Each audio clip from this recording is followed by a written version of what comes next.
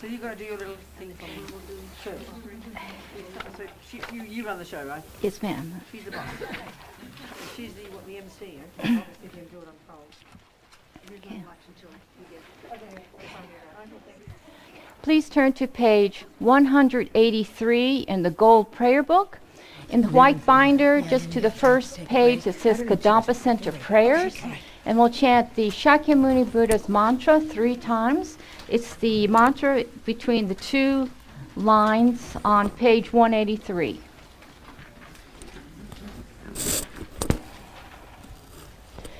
Tayata Om Mune Mune Mamulaye Soha Tayata Om Mune Mune Mamulaye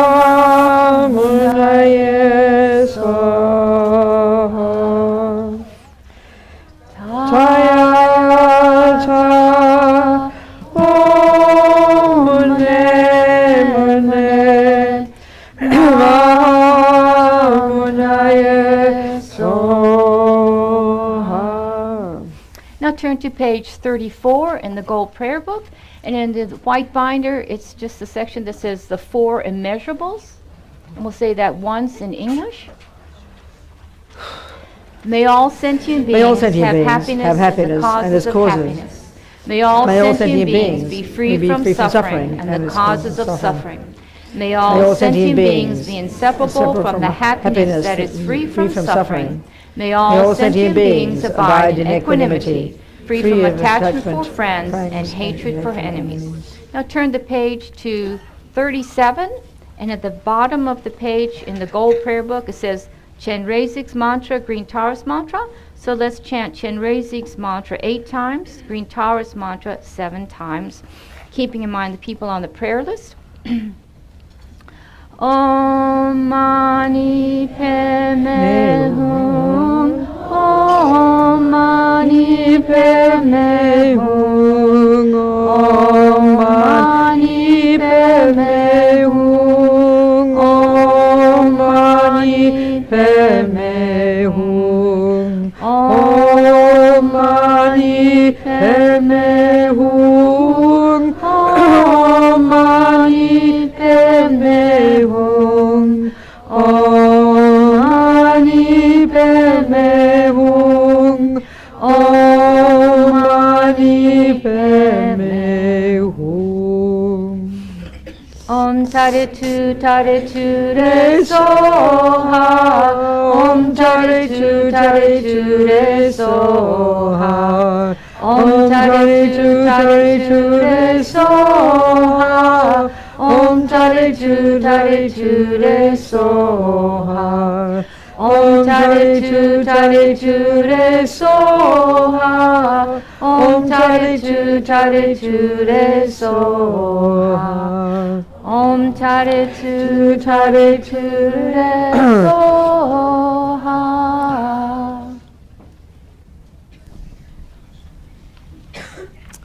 This is the time when the kids usually leave, but we've been in class the past couple weeks talking about how special it is to have a visiting teacher and how we might want to make an offering as to Venerable Robina. One prayer we say every week is the 4 immeasurables, so we've spent some time really thinking about what that prayer means so that we could recite it specially, and with artwork to go with it. So before we recite the prayer, I'm going to ask that we kind of organize a little bit. I'm going to ask my high schoolers to come up here and hold the poster that they made for all sentient beings. And then my 5th through 8th grade class is going to also kind of come over here and hold their poster that they made for equanimity. Wow. Then over there we have our 2nd through 4th grade class. Donna, so if you, it's going to just take us 1 second to organize. We're good. We need to be near our posters, and so everybody can see them. We're going to try to show them to Venerable Robina and to everybody in the audience. Our 2nd through 4th grade class has joy. There you go.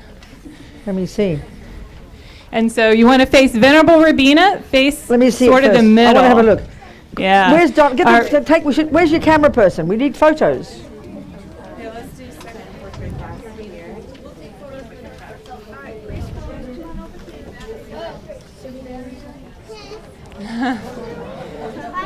Okay.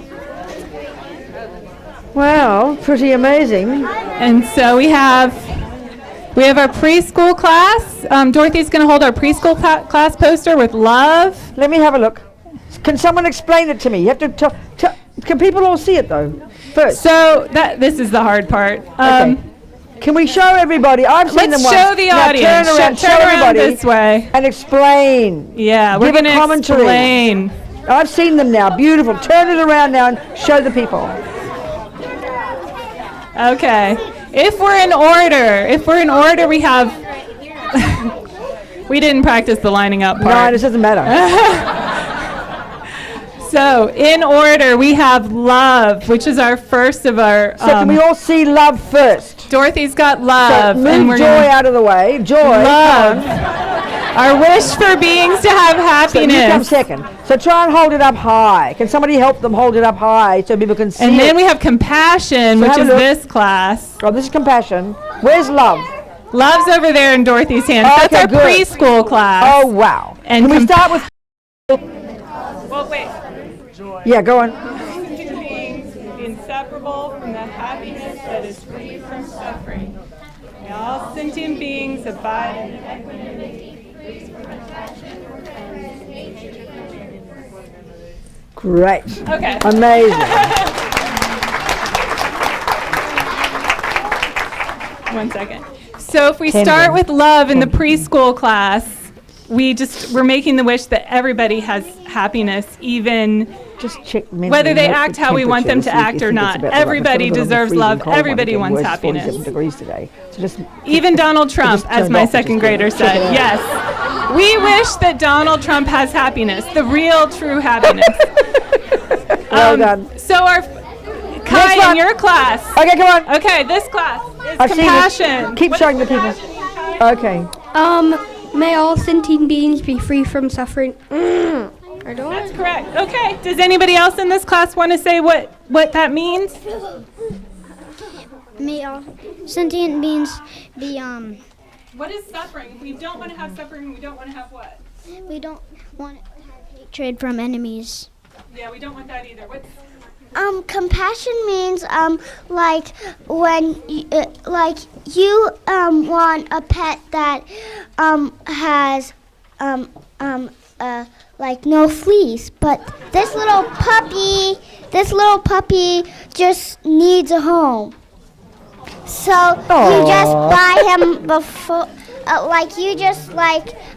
not buy the puppy that you want, Stand and by her you side. buy Some people that can't see puppy. her. You're blocking her way. You're blocking her, so stand by her side. all right? Come and talk to me. Come up here and sit next to me. Come on. And move out of the way, you guys. All you guys can have a go. Come on. Now tell people. Go on. Let's sit down. Sit down for a second. All sit down. Sit down for a second. Sit down. Sit down. Okay, now talk. So you don't want you're going to get a puppy even if he has fleas, right? And you're going to have compassion for the fleas as well? That's a tough one, That's a isn't tough it? one. Do you think the fleas want to be happy too? No. Why not? They need to live. But fleas want to be, they're sentient beings as well, just like your puppy. That's difficult, isn't it? Yeah. You've got to think of that one. They're little baby sentient beings just because they want to be happy as well. So that's difficult, isn't it? You've got to make them all happy. Try. How about that? Okay. Good. Who's next? Do you want to say something for Come on then. Okay, Come on. Come on. Maybe let's be Kids Day. Maybe it's This is Kids Day today. This is the compassion class, free Come from on. suffering. So tell me what you want to say. Tell people. Like, if you were you wanted to have this candy, but this is another one that has love in it. Wow. And then? You would like to eat. You really want to eat the one that doesn't have love, but you choose to eat the other one. That's love. That's compassion, is it? Is that compassion? What's that one? That's love. Ah. Wow. Well done. Good. Next. Come on. What do you want to tell us? You tell us something. Come on. Well, if you want to buy a horse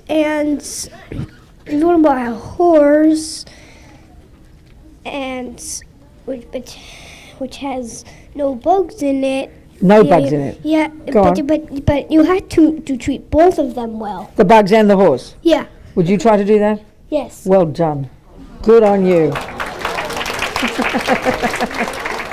Okay, who's next? All right. Should we? So this is preschool. This is our 5-year-olds and first graders, 5, kindergarten, first. And you've done the compassion They one. did compassion. Who made We don't it? want to have anybody to. You, Raise who your hand made if it? you helped with the art. Who put something on there? Everybody stick your hand up. Well done. Beautiful. Okay. All right. Who else wants to say something now?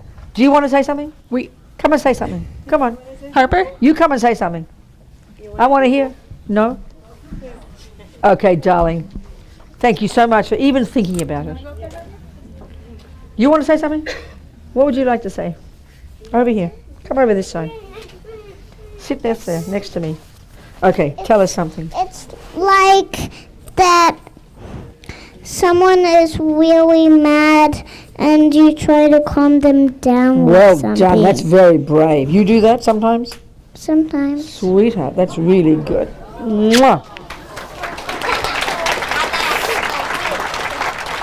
Our next class is Joy. This is our Where's Joy? second through fourth graders. Show us to Joy again. Come on. So inseparable. And what is joy? I'm interested in what joy what is. is Tell me joy? somebody what come on, tell me what joy is. Joy sounds pretty cool. Come on. What's joy? Joy. Now come on, what's joy? Explain it to us. Is where it's like you got something that you've been meant for more than 10 years or like everything they want, and then it's kind of like you finally have it. That's joy. It's joy, and also it's kind of like everything good that Okay, now happened listen, let to me ask you a question. What? Let's say you haven't got it, but let's say somebody else got everything they wanted. Would you feel joy for them? Yes. Why? Because they're happy too, and other people need to be happy too. That's not bad. Other people as well as you mean? Yes. Well done. Come on. Come on, you tell us something.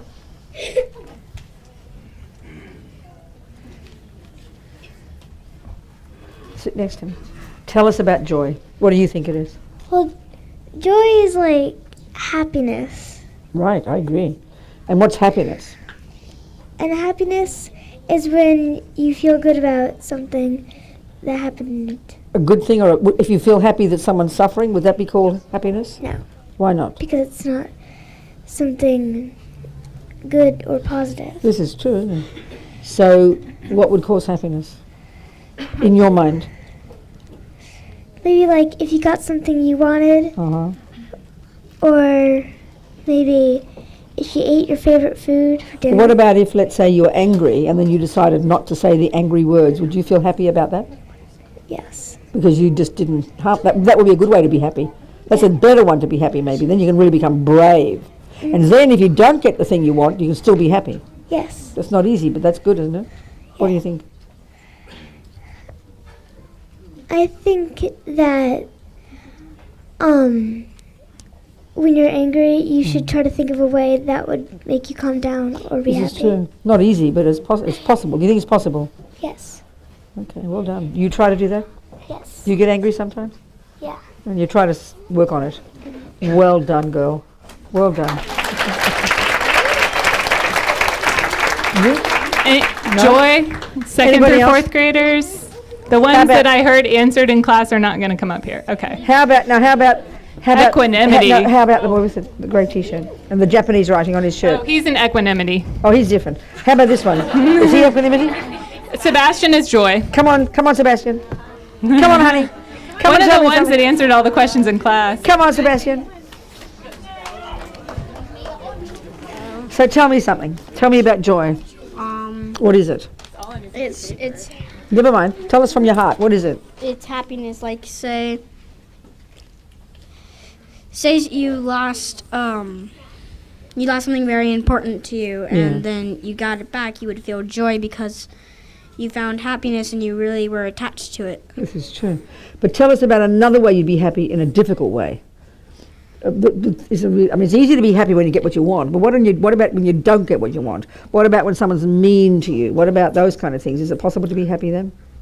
Yes. What would that feel like, that kind of happiness? Well, I mean, it wouldn't feel like happy, like you're happy that they're bullying you, but No. you would still feel happy that you want to feel happy for them and try to make them feel good and make them a different person. And that's where it's tough, isn't it? So it's maybe, it's easy to be happy when you get what you want, but the trick is when things go wrong, how to keep the mind happy. That's the tricky one, isn't it? Yeah. But it's worthwhile, don't you think? Yeah. You ever tried that one, Sebastian? No. If someone was poor and then you gave them a blanket, That's right. you would feel happy for them. Fantastic. Amazing. Well done, Sebastian. Oops. Who else wants to say something in the joy group? Come on then. So tell us something. We should be telling us your name. There's Sebastian. Who are you? Sophie. Sophie. Tell us something, Sophie. Give us a teaching, Sophie. When, like, you're not really feeling joy, you're like, you like it, but you don't really love it. And then when you're actually feeling joy, it's like it's a part of you. A part of you. Say more. Like if there is a part of your family or something that you like really like and you use it a lot, maybe that would be joy. Oh, okay. What about when I was talking to Sebastian? Can you imagine a situation where it's not easy, but you practiced feeling joy, maybe for someone else? Give us a scenario like that. What would that be like? If you were mad at someone, but you were still trying to be really nice to them, you could make them feel joy. And that's possible? You've experienced that before? Yes. You've succeeded at it? No, not really. But it's worth trying. What do you think? Don't you think? It's worked once. Worth it. Is it worth trying? Yes. Is it worthwhile? Because we can all see, right? Do we agree that we always don't get what we want, do we? And that's the tough part, isn't it? So can you imagine if you could be happy when you don't get what you want? That life would be really good, wouldn't it? Yes. But we've got to practice by changing our thoughts. Would you agree with that? Yes. Sophie? Good girl. Well done, girl. Thank you. So who's the next lot? Equanimity is our fifth equanimity. through Come eighth on, graders. give us a talk. Show people equanimity. So explain it to us. It looks pretty amazing. Explain why you did this for equanimity. Equanimity, treating everybody equal, even if they're like your best friend, you treat them awesome, and then your enemy or somebody you don't like so much, you would still treat them awesome even if you don't like them very much. You would try and like them. Right. So would that mean, come and sit next to me. So let me ask you a question. What's your name? I'm Evelyn. Who are you? Evelyn. Evelyn. Evelyn. Yes. Okay, Evelyn, let me ask you a question. Okay, so there's your friend, and they adore you, and it's easy to love them and give them a kiss or be kind, isn't it? That's easy, isn't it? But maybe I really don't like you, and if you start saying nice words to me, maybe I'll get even madder at you. So maybe you mightn't have to say all the same nice things to me, but maybe in your heart you can feel equanimity for me. But maybe you'll keep distant because I'm pretty crazy and I might punch you. But in your heart you can feel equanimity. And maybe that's the real meaning. Then you behave accordingly. Maybe do you understand what I'm saying? Because if you try to kiss me and I can't stand you, I'll probably punch you. I wouldn't be happy at all. So maybe you don't treat the person the same way, but in your heart you feel that they're the same. Does that make sense? So then what would be the basis of equanimity in your mind? What would be the thought? How would you express what equanimity is? Do you think? I would say equanimity is just wishing all beings happiness. There you go. And why would you want them to be happy? Because What's the key reason you want them to be happy? it would help you be happy. But even more fundamental, the way they say it when the Lamas teach us about equanimity, what they say it is equanimity is in your heart. So right now you want your friend to be happy because you like your friend and they're happy, they make you happy, don't they? Yes. But we don't like the mean person to be happy because they don't make us happy, do they? We don't want the mean person to be happy, normally, isn't it? Because they make us unhappy, don't they? Normally speaking, isn't that true in the world? Yes. You don't agree with my point? Let me I'm trying to lead to a point. I don't really have anybody I don't like, but Are you sure? I don't think so, Evelyn. Have you got a dog? Or a pussycat? I have a dog. And you like your dog, don't you? But let's say the big fat rat came out of the kitchen and sat next to your dog. Would you feel the same about the rat immediately, or do you have to really work on it? I would probably have to work on it. There you go. So, so that you'd want the dog to be happy, wouldn't you? And you'd want the rat to be happy, wouldn't you? Yes. And the reason is because they are equal in their hearts, in their wish to be happy. That's the real reason to want others to be happy. Do you see my point? Yes. So normally we want the dog to be happy because he makes me happy. But we don't want the rat to be happy because he doesn't make me happy. So the real reason to want them both to be happy is because they want to be happy. That's the one. When you get that clear, you want everybody to be happy. Are you seeing my point? Yes. That's using logic to get equanimity. Thank Do you understand? Good. Thank you. All right. Jackson and Layla were here a lot when we were talking about equanimity. Jackson and Layla, you said. Jackson. Come on. You got anything to say? Come on, honey. Give us a teaching. Let them come up together. Yes, okay. Can you squeeze in, both of you? Probably not. Well, you can stand next to her. Who are you then? What's your name? Jackson. Jackson. And who's this? Layla. So tell us something, Layla. Equanimity means for all beings to be treated with respect, and if you have a friend and you treat them really respectfully, then you would want to treat your enemies respectfully. Wow, that's good. So That's you're good. treating all beings with respect. And what about the strangers? Strangers, you can still be respectful, but even by saying hi to them and smiling, and you don't have to be mean. There you can go. just be Indifferent. respectful. There you go. That's Yeah. pretty good. That's excellent. What about Jackson? What do you think? Equanimity means not labeling people. So, say you're being really nice to your friend, and if you don't put a label on people, then you don't have to worry about being nice to one person and worrying about how you should act for another one. That's pretty so good. So you're all nice to everyone, and if everybody's nice to each other, then there'll be no wars and So true. peace. But it's hard, isn't it? Why do you think it's hard? Why do you think it's not so easy? Because some people make you angry in life, and That's right. And then? that anger will build up time after time. Exactly. But That's if exactly if you just let it all go and you're just nice to everybody, then they might become nicer to you. And Might be, but what if they don't? then you'll just have to live Accept with it, don't you? Yeah. That's right. But what about this story? What about the scenario I just said? To Layla. You got to be nice in different ways, because maybe you got to, like, if you've got that lion, you start thinking that, you pat your cat and think they're cute, but if you pat the lion, she'll eat you. So you got to be more skillful in the way you behave according to the person, don't you? Do you understand my Yeah. point? But you got to keep distance from the lion. You can't be cute to the lion. Yeah. She'll eat you for breakfast. Isn't it? Yeah. Pretty good. I don't need to say anything. These people have got it all down, Thank you, Jackson. Okay.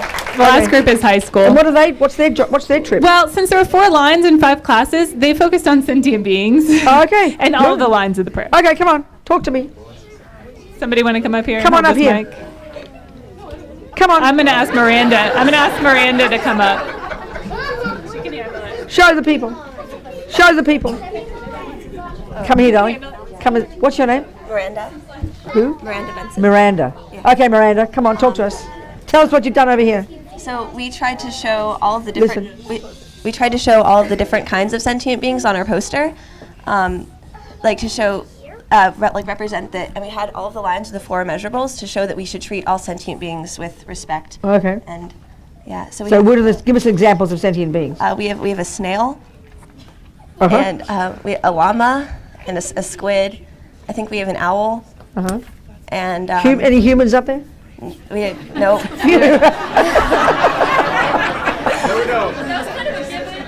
Oh, I see. Yeah. What about the cockroaches? Any cockroaches up there? We have cricket.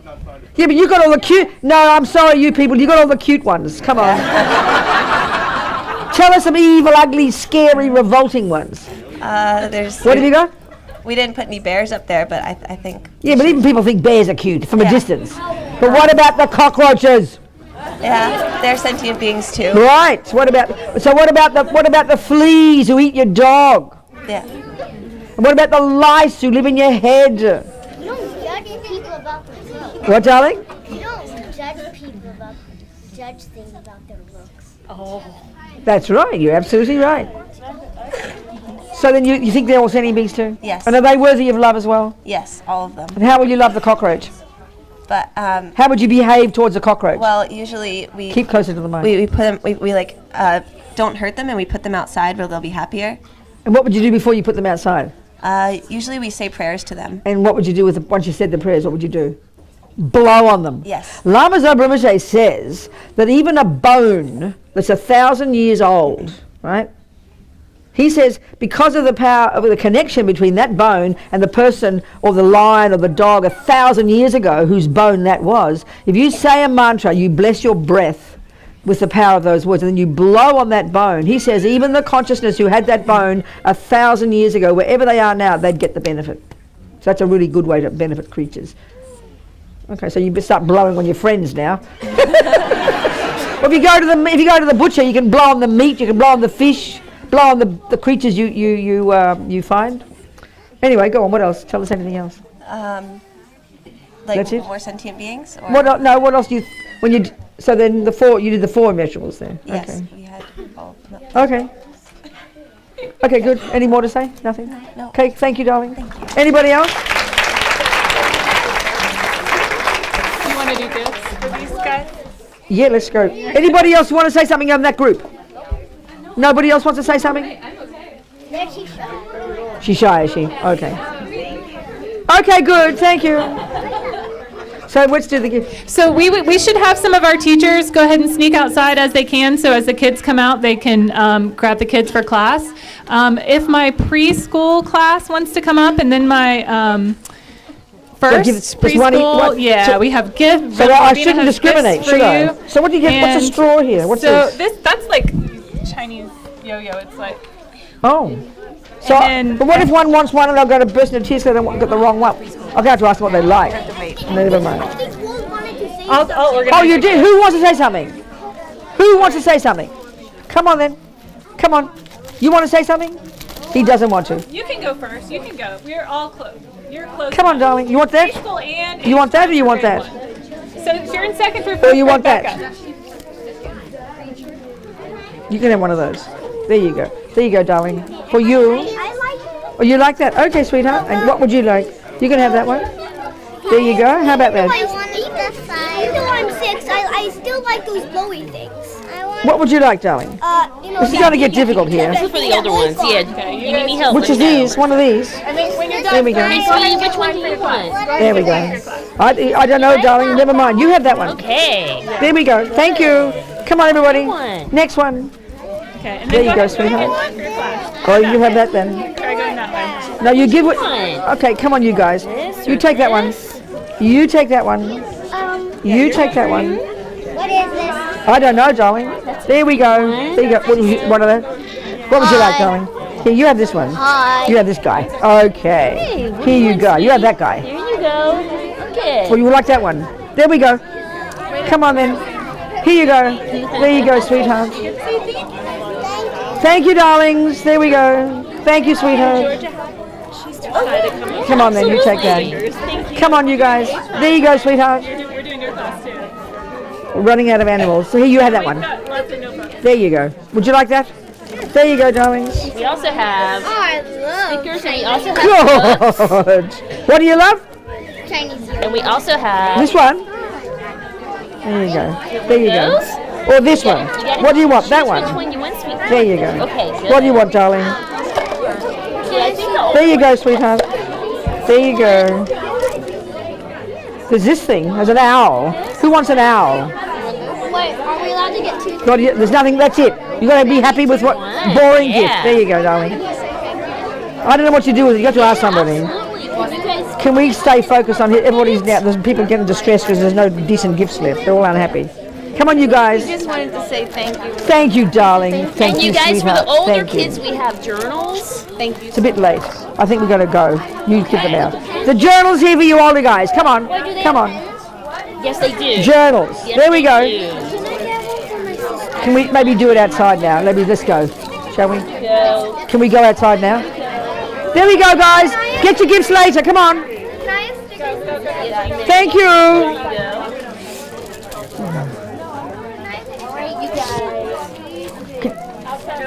Here you go. She'll get you outside. Go. Thank you. Bye. Thank you. Thank you, darling. Amazing. All of you. Thank you. Thank you. Thank you. Thank you. Thank you.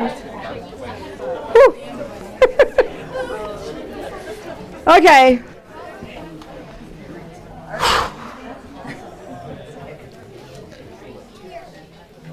Thank you so much, everybody. Wow. Okay. Well, I've no idea what we can talk about now. It's all done. Does anybody have a particular topic you want to talk about? I think you should ask me questions. Come on. Ask me questions. Maybe something you've thought about, you want to ask. I can rave on very happily about anything.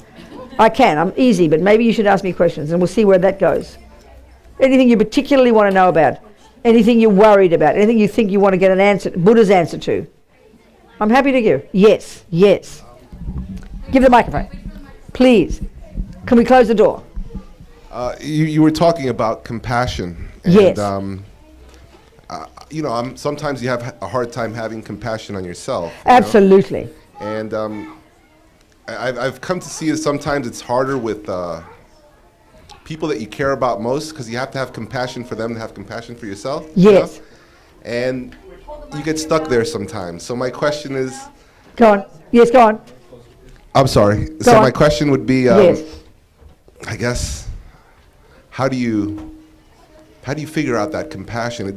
I guess it's time. No? You mean for yourself or others? Well, I guess it's having the patience for others so you can have the compassion for yourself. Okay. You see, this is why I really just love this analogy. I quote it all the time, and it's a way of actually framing all of Buddha's teachings. There's this nice analogy: a bird needs two wings, wisdom and compassion.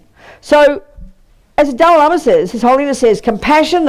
You see, you could say compassion is the end result, and how you'd be. If you had that really developed, you'd have genuine equanimity. You'd really understand enemies want to be happy. You really don't. In other words, you don't judge. This is advanced now. We're getting to the point, but now we'll go into how to do it. So if you did have incredible compassion, and there's levels of it, you'd have this really balanced mind, and you'd see a person who's mean.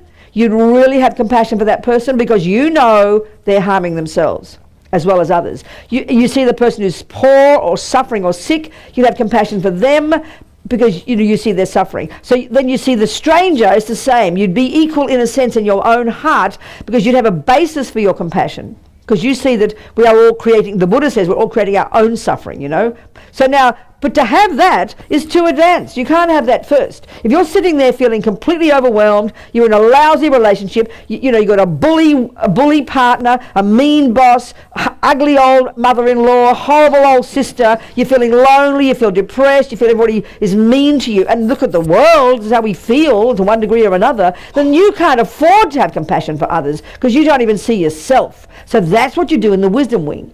So wisdom isn't some kind of esoteric word. You look at this. This is how you get the wisdom one. And we would say, hey, get compassion for yourself. If we see we get depressed, we get angry, we get jealous, we have low self-esteem, we have fears, we have anxiety. I mean, join the club here, you know. We've all got this stuff. And this is the stuff that Buddhist psychology deals with. We tend to take it for granted. I mean, if you get depressed, you know, if you kind of feel guilty because you broke a cup, you wouldn't go to your therapist, you know. She'd say, go home and shut up. It's only when we have serious guilt that we then think we should have a therapist. But the Buddha's deal is we've got to look into our own minds to see this misery within us and not have guilt about it, but realize that is what causes me suffering. But the crucial point is this. When I'm overwhelmed by my victim misery and my self-pity and my unhappiness and my anger and my jealousy, that I can't see past my own nose. I can't even if a person's suffering in front of me. I'm too exhausted to even look at their suffering. So you've got to have, compassion's not enough. You can't have it on its own. It's based upon having they would say is the wisdom one, which means as you're practicing on your own mind, you're lessening your neediness, you're lessening your depression, you're lessening your anger, which means you're growing your self-respect, you're growing your self-worth. It's only when you have low self-esteem and when you have anger and jealousy and depression, that's when you have self-hate. Because that's the stuff that makes us miserable. But we don't think of it this way. If you see a very angry person, you wouldn't have compassion for them because you think they're being mean to others. But what do you think they're doing to themselves every day? Let's say the angry person never sees anybody else. They're walking around with rage in their head, completely going crazy. So that's what causes suffering to ourselves. But our trouble is as soon as we hear, oh, you're angry, we get guilty. Oh, I'm a bad person. Then we feel worse. I mean, bad enough being angry, but then you get angry with yourself as well on top of it. So this is the stuff that poisons us, that makes us miserable, which prevents us from having self-respect, and it prevents us from seeing other people. So the wisdom wing is where you do all the hard work on yourself. And the result of that is you become less neurotic, less fearful, less anxious, less guilty, less depressed, and guess what? More self-respectful, which is, if you like, compassion for yourself. Then it's easy to have patience for the wacky husband. It's easy to have patience for the crazy kid. But it's like, one of the commonest questions parents ask, for example, you know, how can I help my child? Be patient, be loving, be kind. Well, if you don't know how to do it, you can't help them. We don't think that. You know, if you have to teach your child mathematics, you know you've got to go learn mathematics yourself. If you have to teach your child tennis, you've got to learn tennis yourself. But if you have to, we don't think that if you have to teach your child patience, you've got to be patient yourself. We don't think that, you know. And then when we're angry, we blame the kid. So it's really like a nightmare. So we've got to work on ourselves first. We've got to have that space for ourselves. And that's really what self-compassion is. Then you really understand other crazy people, and they won't make you crazy. But this is why it's tough. But this is difficult because we don't get trained that way before we start becoming mothers and fathers, you know. And I'm not kidding here, but they say that on this earth, something like 40% of all women who get murdered, you know who murders them, don't you? The bloke in the bed next to them, most of the time. Now, this is not against men.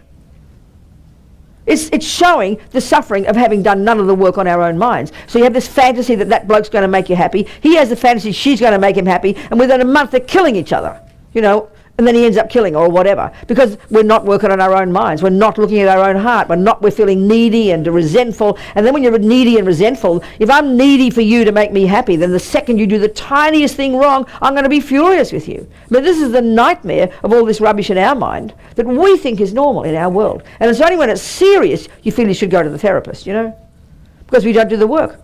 And that's the wisdom wing. And wisdom sounds kind of holy, but it's not meant to be. Because you can see, when you're full of your own misery, you can't see past your own nose. Forget about having compassion for other people. It's too hard. So we've got to do the inside stuff first. And that's the toughest job. But that's the toughest one. Because the first second that somebody does something wrong, out comes the anger, out comes the jealousy, out comes the depression. And we're obsessed with the object of that feeling, not the feeling itself. And that's Buddha's deal. Learning these skills to know our own poor old crazy mind, you know. And that's the tough part. That's the tough part. Anyway, you understanding? Thank you very much. That's the point, isn't it? Yes. And then this is why, too, we've got to be so reasonable. I mean, if those couples who, you know, one partner ends up killing the other, if they had any common sense and could see their own mind, then you'd try to have some space from each other. We don't have that in our culture. I mean, I could talk to this for hours. This is so outrageous, you know. We don't realise that even, I mean, for example, my family, we had 7 siblings. We still have 7 siblings, not dead yet, any of us. right? We're all old now, between 60 and 70 roughly, you understand? So we're really all volatile. They all talk fast like I do, except my brother. There's only one boy, 6 girls. He's talks slow, you know? It's all us girls are the crazy ones. So the thing is, because we were, this is a really simple point, but I find it profound, you know? When we were all young, my mother had so many babies so quickly, they couldn't catch up with getting the money, you know, so we had to share beds, and she sent us to the top Catholic convent. I think she probably owes the bill 60 years later, but never mind. But the point is, we were seven little volatile little human beings in a fairly dramatic kind of crazy dysfunctional family. Well, excuse me, you put 7 little crazy people together, what do you think's going to happen? And then we start blaming all the people, you know. Don't be angry, Robina. But then, you know, I mean, I was so volatile, such a bully to all my poor sisters. I really sincerely mean it. I had so much anger, and I felt I was fighting for space. So then you try and get that child to calm down. It's not fair to that child to expect them to be calmed down when there's 7 other human beings around. So what I'm getting at is the mind is the most important, but that's more advanced. The conditions are what are so powerful. That's why 40% of those women get murdered, because they're living in the same bed, in the same house, in each other's face, day and night. Of course you kill each other. I mean, my friends in prison, who live in these 2-man cells 23 hours a day, they kill each other regularly. Well, you would too. I'm not kidding here, you know. And don't blame yourself, because the conditions are so outrageous. So what was interesting, when I was 13, my mother sent me to live at the Catholic convent. They have boarders, you know. Overnight, I changed like a magician.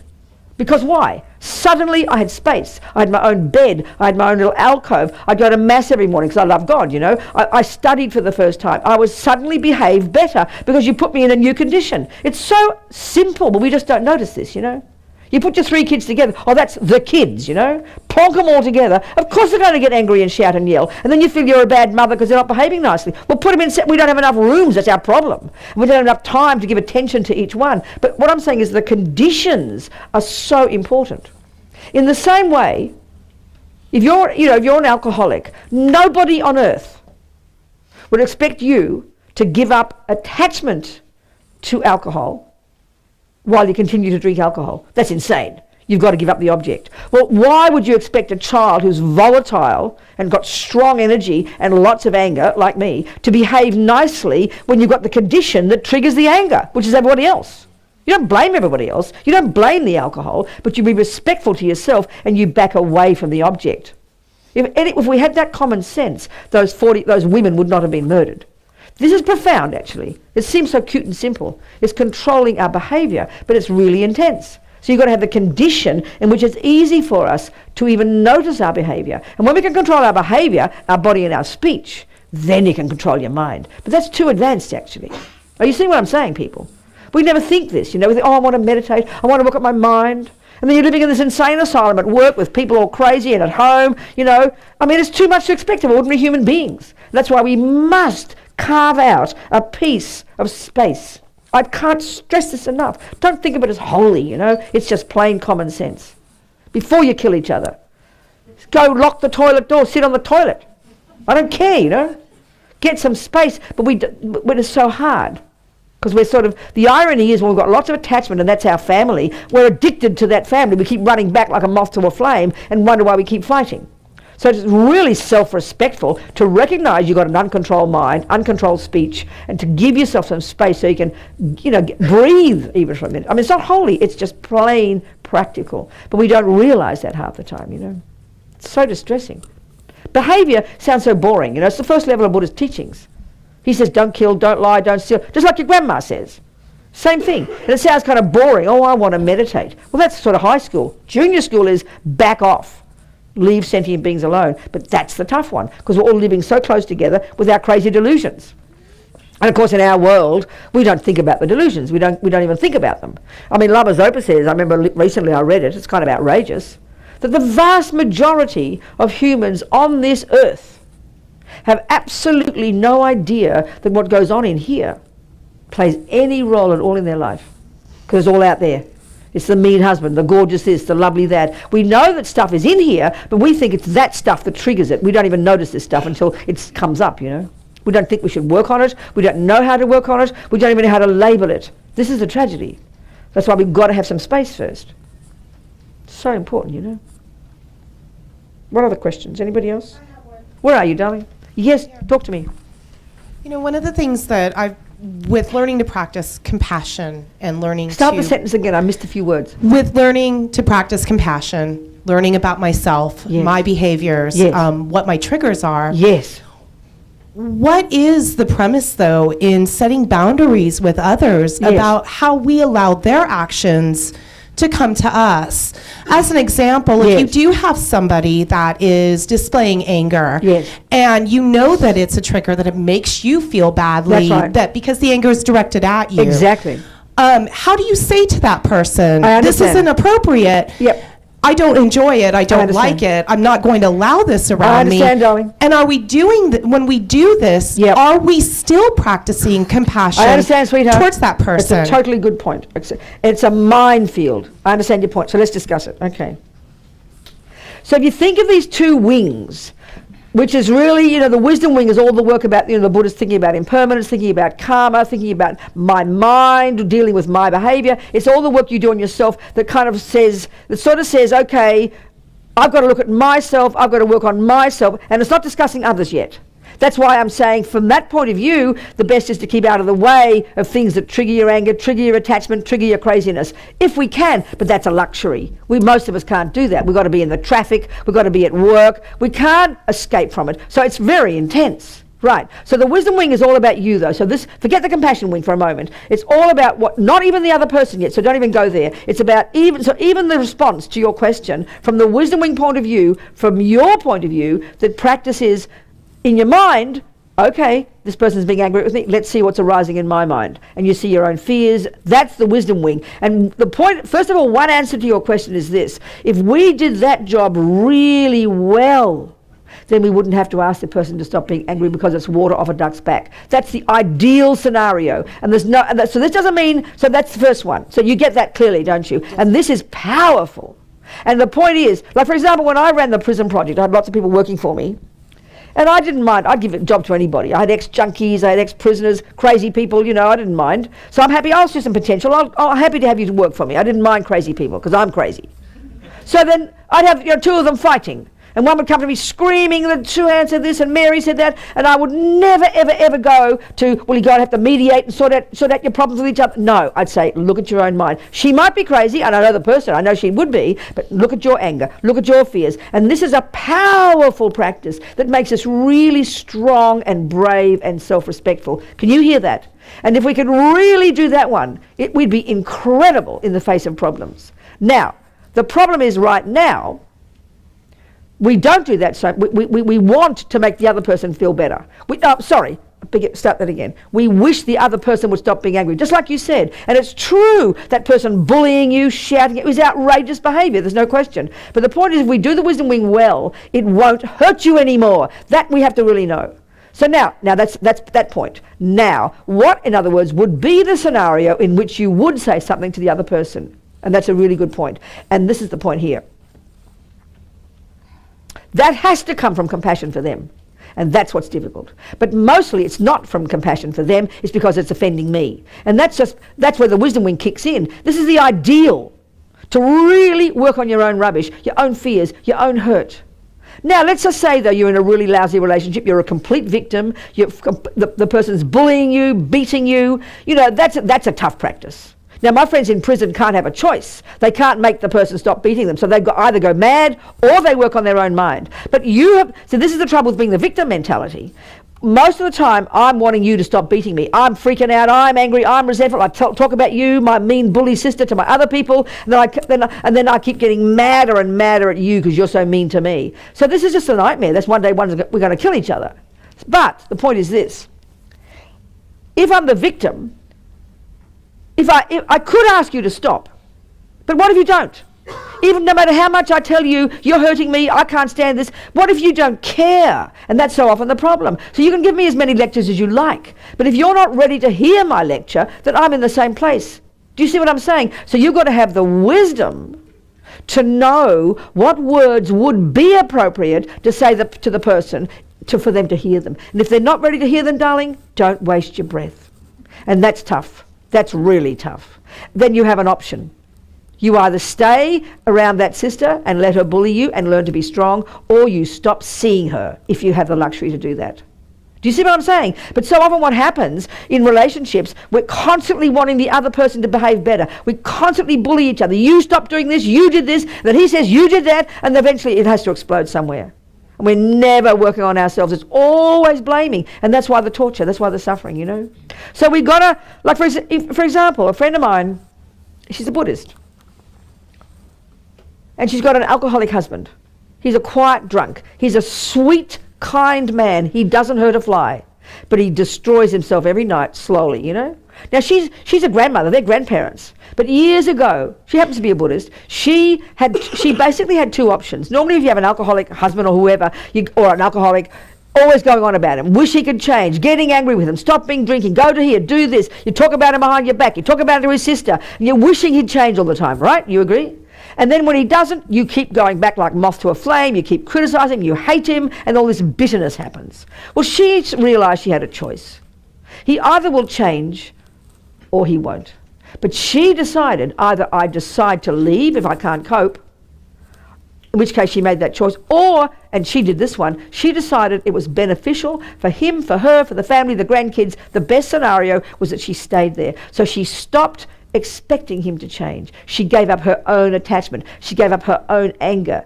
And so she now is a happy human being who lives a life, goes off to her retreats, does this, does that, takes care of the grandkids. Meanwhile, he drinks himself to oblivion every night. But she's happy. So this is tough. We've got to know where we're at. So if you can't cope with that alcohol, you keep away from it. If you can't cope with that crazy person, if you can have the luxury, stop seeing them. Not out of anger, because you can't cope. We've got to know our own minds, you know, and this is tough. And even if it's your crazy mum, we feel so guilty. And then we're dreading going to see her. We hate being with her. We put up all this bitterness and resentment. But instead of that, you decide, okay, there's my poor old mum. She's been kind. She did what she could. She can't help it. And you don't stop thinking about her, stop talking about her. This is pretty powerful. And then you decide when you go once a month, once a week, you give her that hour and you love her for who she is for that entire hour. Bye, mum. See you. So it's having choices. Choosing to stay with the alcoholic, choosing to leave, but we often don't choose. We're just obsessed with the other person being mean to us and wanting them to change, you know? Do you see? So we've got to know where we're at, honey. And it's really difficult. And we've got to have the wisdom each time. Sometimes it is beneficial to say something to the other person, but it's got to be out of kindness to them as well as yourself. And sometimes there's no benefit because they won't hear it. Do you see? Not easy. This is tough. Both of these mean you've got to know yourself. We've got to know ourselves. We've got to know ourselves. And this is then compassion is easy. Then it's easy. And it can be tough compassion, especially if it's your kid. You don't just sit back and accept it. You do what I'm telling you now. You do not mess around. Do you understand? It's just not easy, that's all. There's no shortcut to any of this stuff. Yes. Microphone here.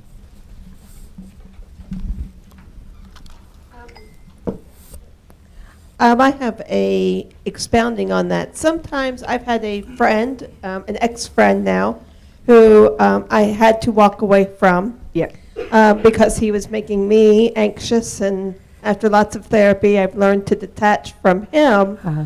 The problem comes is that his negativity has now spread to other people. How do you mean? In what way, darling?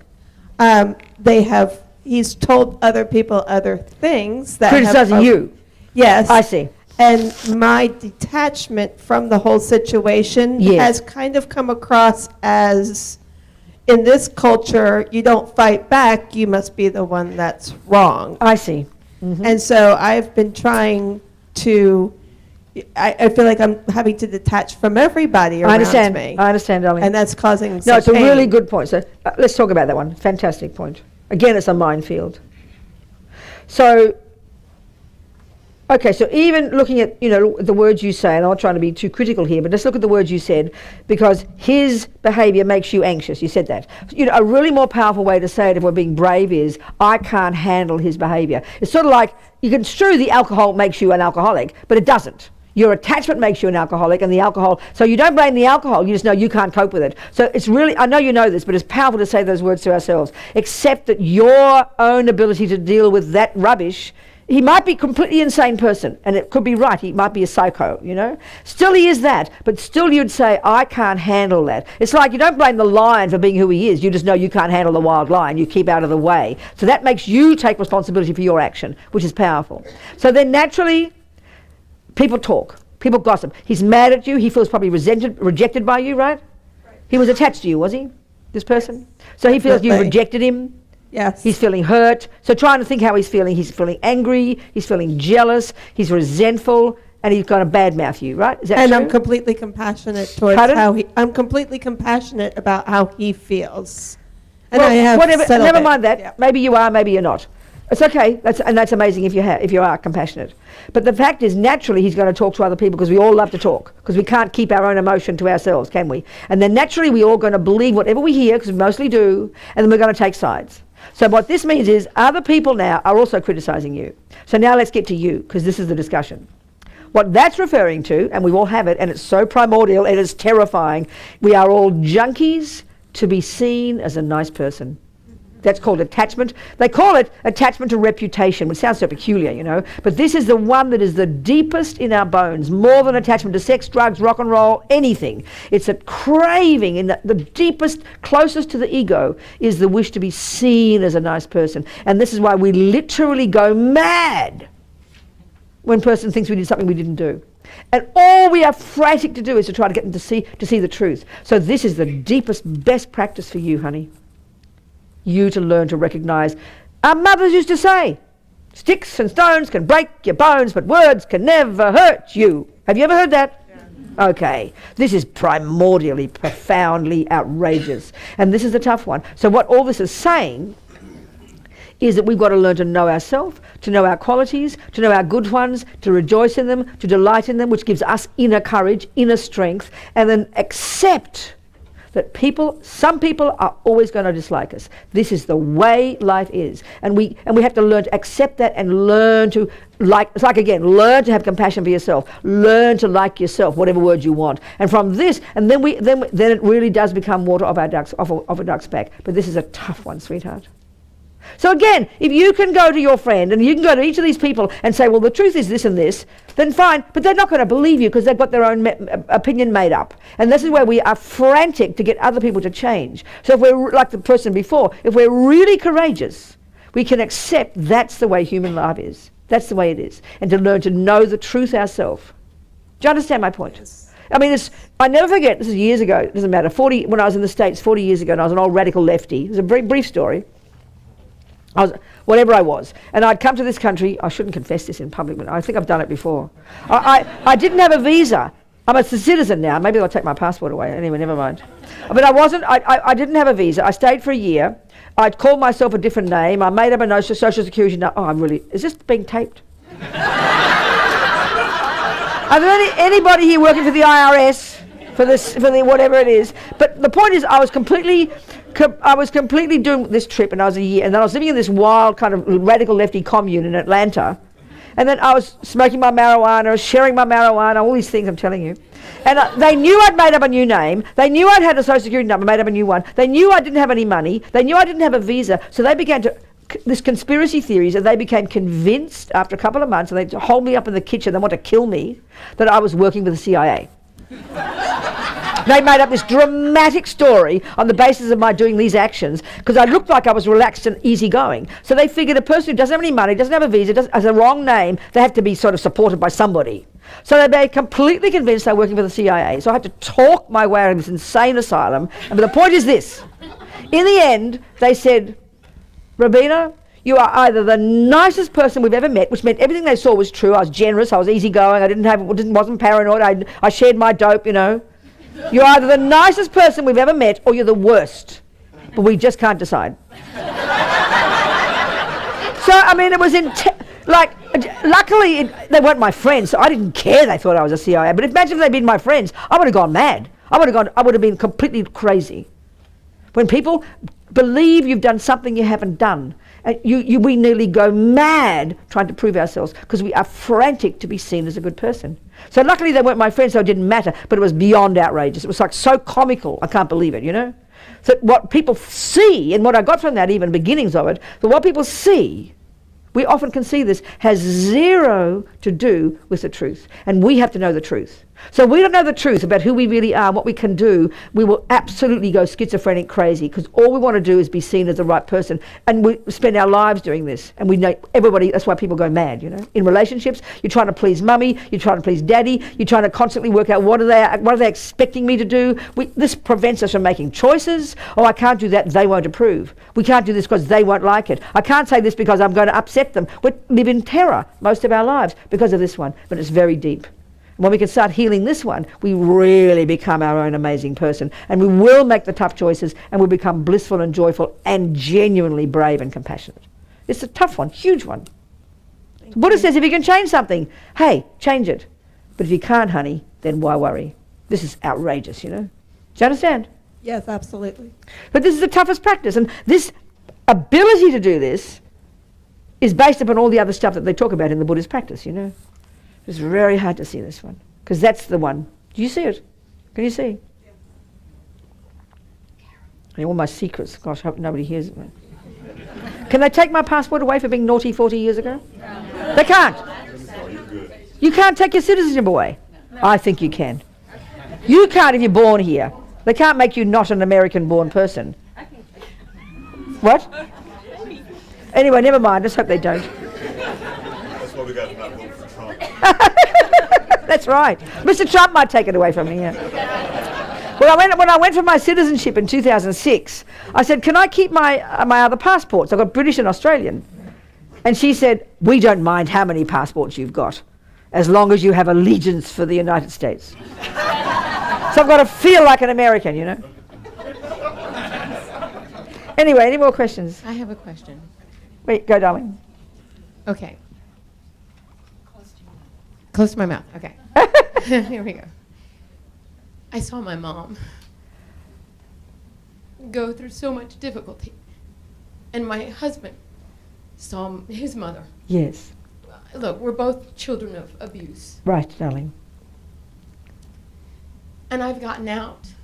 Yes. Because I had to get out. You mean you've said goodbye to your family, the abusers? My husband started getting abusive. I understand, I had darling. seen this. Yes. There's a child involved. A bit closer to the mic, sweetheart. There's a child involved. Yes, darling. And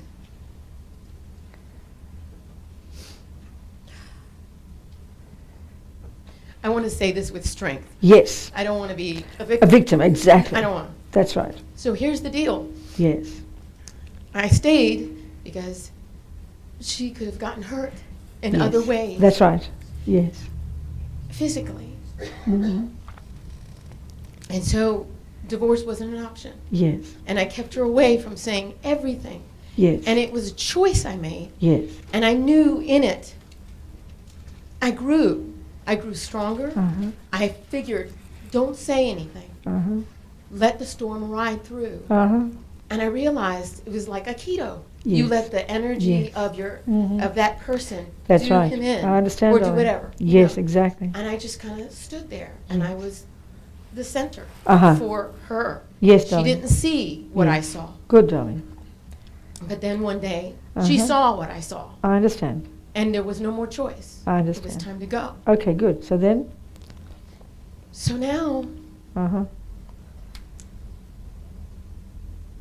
now there's visitation. What, sweetheart? Now there's divorce. Yes. And Yes. she's away from me, and I can't protect her. What do you mean she's away from you, sweetheart? There's visitation. There's.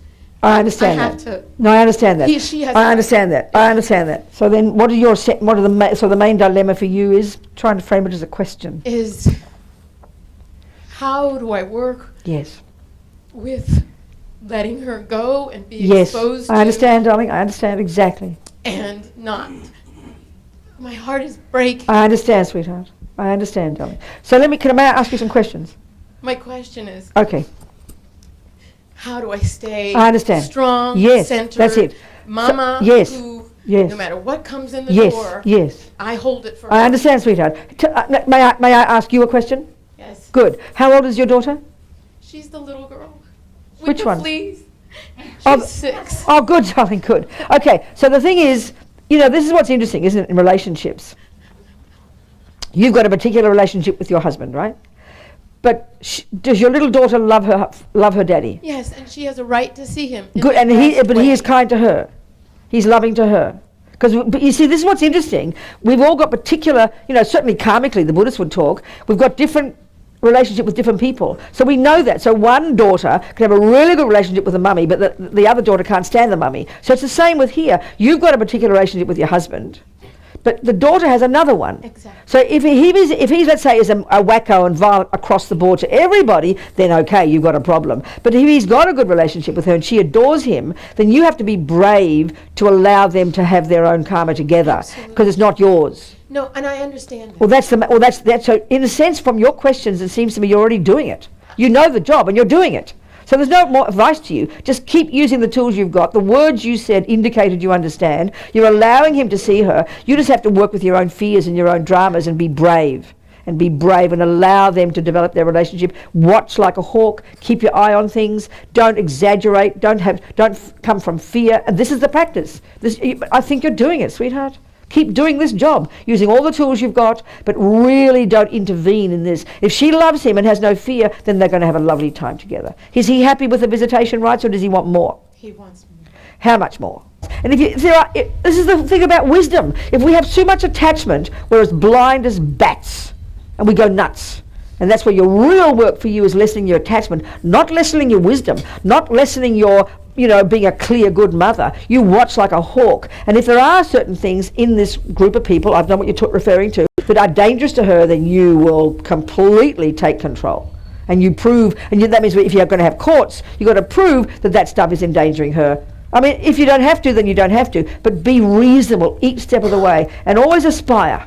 As His Holiness says, always aspire. Want every second to do what is most beneficial, which means for everybody. And if you can, long term, better than short term. So that might mean you'd have to make the tough choice, which means cut her off completely, and she'll blame you even, but you know it's best for the long term and hope she'll see it. Or you bear all this and allow her, don't protect her completely. We can't be protected from seeing bad things. We just cannot, it's not possible.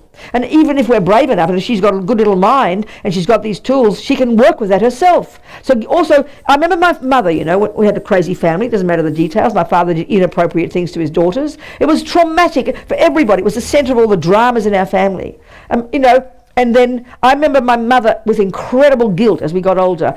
The deepest guilt that she didn't do the right thing. She thought she should have left my father. But I remember vividly feeling outraged at her guilt. Because what guilt is she was over-exaggerating her role in all the suffering. And I remember saying to her, "Excuse me, Mum, I played some role in my life. Back off." Are you seeing what I'm saying? That I also played a role in my life, and I'm not some precious thing. Yes, my father did this and that, but I grew from it, and I love my father. So my mother, it's not her job to, say I'm the boss. It's like arrogant to say it's all your fault. You're not saying this, but that can be guilt, and that's inappropriate. She's a real little person with her own mind, her own ability, and she can become so strong from this if you know her mind well. So it's really quite difficult, but less attachment, the more wise you'll be. The more fear, the more attachment, the less wise you'll be. That's your inner work every second. Do you see? I do. And this is a tough job for everybody. So it is a minefield, all this stuff. Do you understand? So keep being brave, keep aspiring to do what is best, be brave, bear the problems, keep your eyes open, and don't exaggerate the bad. Do you understand? And it'll all work through, and the light will be at the end of the tunnel, and you will make it come by being wise and sensible. Do you understand? And that could also mean you make tough choices if you have to. Regardless, like here, regardless of what people think of you. That's the courage as well. Do you understand, darling? Yes? You once told us in the past 3 days that of all the sentient beings who die, most of them take lower rebirths. If we analyze the Buddhist teachings and the understanding of attachment and how karma works, that would be a logical deduction, yes. Well, are you talking strictly about Tibetan Buddhists taking lower rebirths, or all of humanity? The Buddhist, not even Tibetan, the Buddhist view of the universe is the Buddhist view of the universe, not of just Tibetans or Australians or Americans. It's Buddha's analysis. Buddha's view of how things are is Buddha's view of how things are everywhere for everybody. It's not for a selective group. The Buddha would say he's not a creator. He hasn't made something up. Buddhism isn't revelation. Buddhism, what Buddha says, what Buddha is from what Buddha sees, his own observation. So he observes sentient beings of this and that. He observes that we can be born as a human or as a dog or as this. That's his observation. So that applies to all sentient beings necessarily. Of course it does. What about Milarepa telling us if we know Milarepa's name, then we get 7 rebirths? I understand, darling, all this stuff, yeah. It's, yeah, I mean, yeah, this is, yeah, just plucking that one statement out of all the other massive stuff. There's so much more in the meaning of all that, you know. Darling, the bigger point is this. The lesson from that, if we hear that point, which you just quoted, the lesson from it is then, well, that's interesting. It's like saying the vast majority of all people who smoke cigarettes will get cancer. It's not that's not an illogical deduction, is it? You could say it's not an illogical deduction. Would you agree with this? Would you agree with this? Yes. Let's just say if you heard that, then what would be the learning from that for you if you heard that? What would be the learning for you? What would you take from that? You understand my question? I can't say. Do you understand my question? No. Okay. If you heard that the vast majority of people who smoke cigarettes could get cancer, Yeah. what would be, if you were a smoker and you heard that, what would be the learning you would take from that? What would be the action you'd take from that?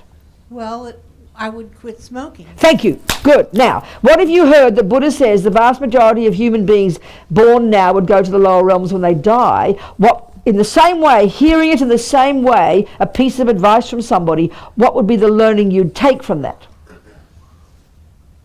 Well, I would hope I wouldn't No, go. that's not the learning. In the same way that you go, well, if I keep smoking, I could get cancer, then what Buddha's saying is if you keep following anger, keep following jealousy, keep killing the ants and the dogs and the roaches, keep cheating on your husband, keep beating up the next door neighbour, keep getting angry and jealous and lying, that will be the consequence. So you must go, well, that's interesting, or I better stop killing, I'd better stop lying, I'd better try and be a nice person. Isn't that the learning from that? Yes. Can you hear my point? Yes. That's the answer. Thank you. Are we communicating? Are you sure? Yes. Good. Who else? 10 to 12. Running out of time. Where are you? Who are you? Where are you? Go for it, sweetheart. Talk to me. Anybody? Maybe we're done. No questions? There we go. At the back. Question. Okay, sweetheart, go. I have a question. Talk to me. So, I'm very new to this conversation. Okay, so, yes. I have a question about judgment. Yes. And it sounds like it's very connected to compassion. Yes. But I find myself thinking that there's good judgment and bad judgment. I understand your point. Exactly. And, you know, the bad judgment is not just making poor decisions, but Yes. bad judgment is when I make people wrong. Yes. And good judgment is when I need to get through life, and you have to have judgment to That's get right. through life and Yes. manage your affairs. Exactly, that's right. But I get it's very murky. Confused between. Okay, so Yeah. often this is to do with the way we use the words, like definitions of words, isn't it? So let's put it like this. This is the way. Certainly, the Buddhist psychology will put it this way, and I think it's very clear. Let's say you look outside at the world. Would you agree you see suffering? Yes. Would you agree you see people harming each other? Yes. You see wars and rape and terrorism and violence and stealing. Would you agree you see that? Yes. You agree. Okay. So that's not what judgment is. That's fact. That's a fact. A fact is a person. If you see a person go like that to a dog, that's called a person kicking a dog. Would you agree? Yes. That's not a judgment. That's a fact. The judgment is, how dare he do that? Who does he think he is? He's an evil person, that poor little dog. But maybe he was kicking, some rock out of its bottom or something. But you understand what I'm saying? Yes. Until we know the facts. What judgment is jumping to a conclusion based on anger, attachment, neurosis, my opinion. Do you see? Yes. There's a massive difference just between facts and your opinion about that thing. That's what judgment is. So then I remember Martin Luther King saying, he said it's good to be angry. He meant, I'd say, it's good to find fault where fault is. There is racism. There is poverty. There is sexism. That's a fact. That's not a judgment. Then he said, but then you go, what can I do to help? That's compassion.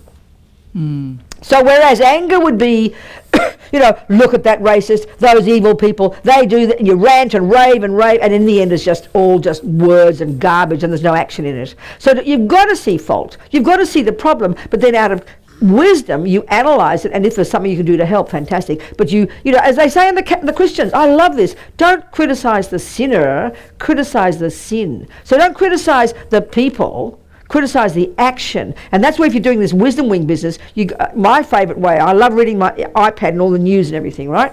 I read my papers, my magazines, I'm looking at the world all the time. It's like grist from my mill.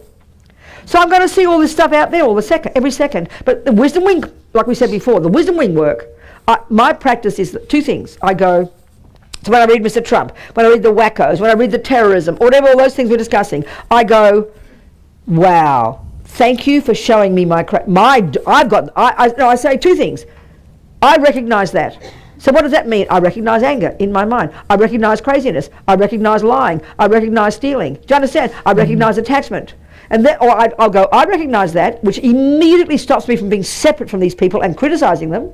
And then I also go, thank you for showing me how not to be. So that makes me see it in myself rather than, the biggest one we do with anger and arrogance is look at all those evil people. We're obsessed with look at this bad there. That's the judgment one, as if I'm so perfect. So that brings you more humility and you recognize it. Then on the basis of this you can have compassion for them because they're harming themselves as well as others, and if you can do something, you do it. So it's just the clarity of distinguishing, I put it, distinguishing being the facts, but don't have this distorted berserk opinion about it, because the world is full of suffering, and that's what makes us crazy. So when you stop being angry with everybody, you actually, all you can do is have compassion in the end, because people are all insane, harming each other and themselves. But it's learning, and that's the Buddhist stuff. Very big deal in Buddhism is really knowing deeply the Buddhist model of the mind and all these neuroses and how they function, being your own therapist, looking into your own mind, analyzing them, kind of sorting out the mess, sorting out this big kind of emotional soup in here, distinguishing between anger and strong opinions, between compassion, between attachment, love, all the sort of the diluted emotions and the positive ones are all mixed together like a big soup. We have to learn to distinguish the difference and hear those voices and which is which, Do you understand? Yes. And that's what brings us sanity, therefore more clarity, and therefore more courage and ability to help others.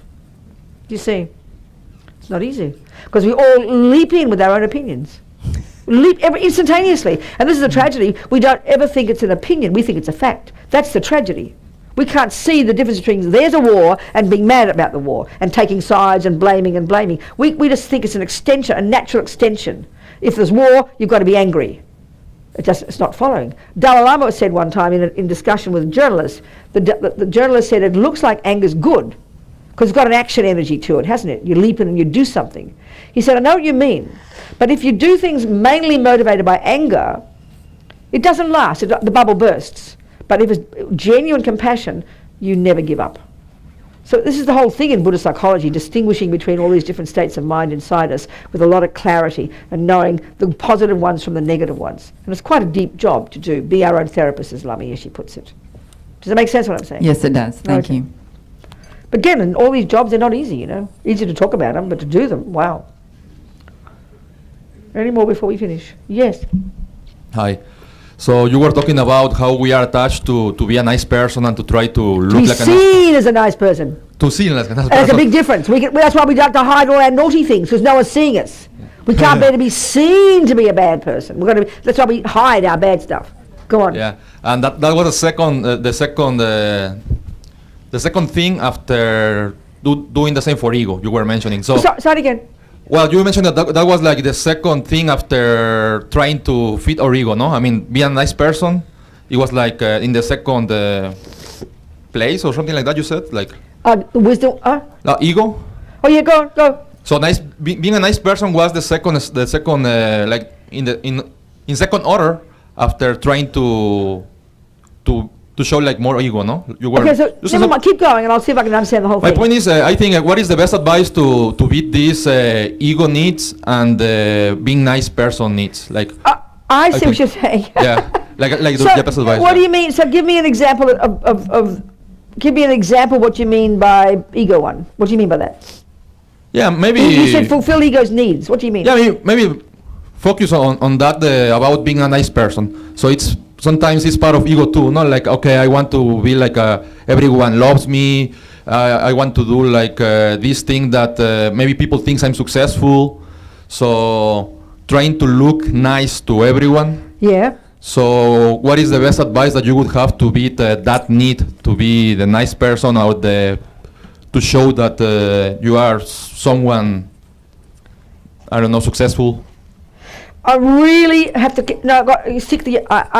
please forgive me. I can hear your words, but can't quite get the point. So perhaps ask me in a different way, because I want to understand you. So I hear something, but I don't quite get your point. Ask me in a different way, maybe. Please forgive me. Okay. Maybe with example of the nice person. So Yes. you mentioned that we try to look like a nice person. Too hard.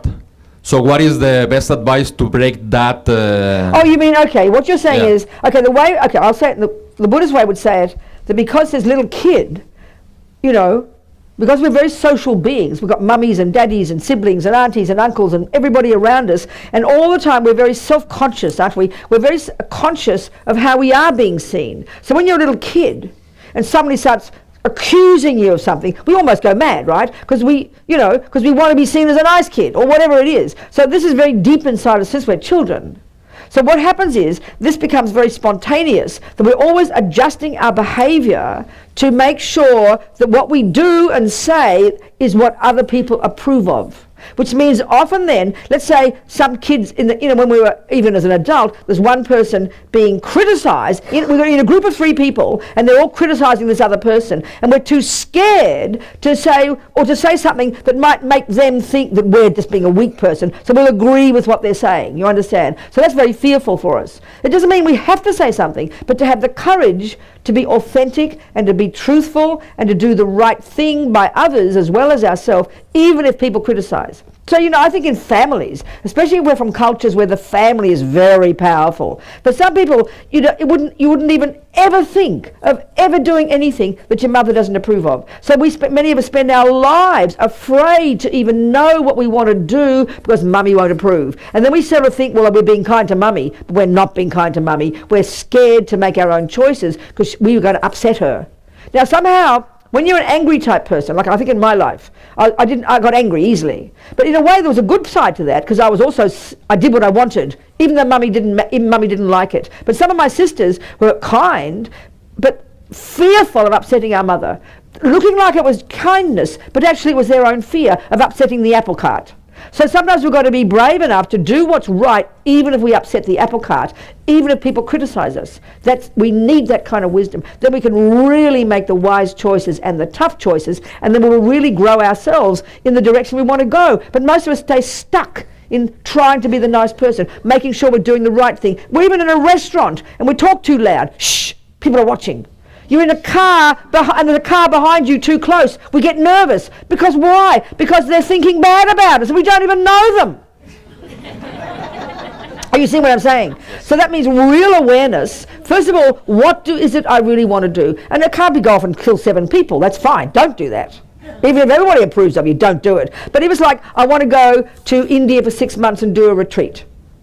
And then, you think, oh, my mother wouldn't approve, the family wouldn't approve, or then suddenly before you quit it. We've got to have the courage to even look at what we want and have the ability to know this is valid, this is appropriate. My mother mightn't approve, my auntie mightn't approve, or you get nervous, I mightn't earn money, or something. We're usually full of fear, is what I'm saying. So to have the courage to even know what we really want and observe it and look at it and then make the choice, regardless. And we can't, the other point of this is, because we have this wish to not upset people, and that's good, that's kindness, but we don't realize it's really polluted by our own attachment and our own fears of appearing a bad person. So we've got to be prepared to know that my job is to want my mummy to be happy, there's no question, but I can't guarantee I will.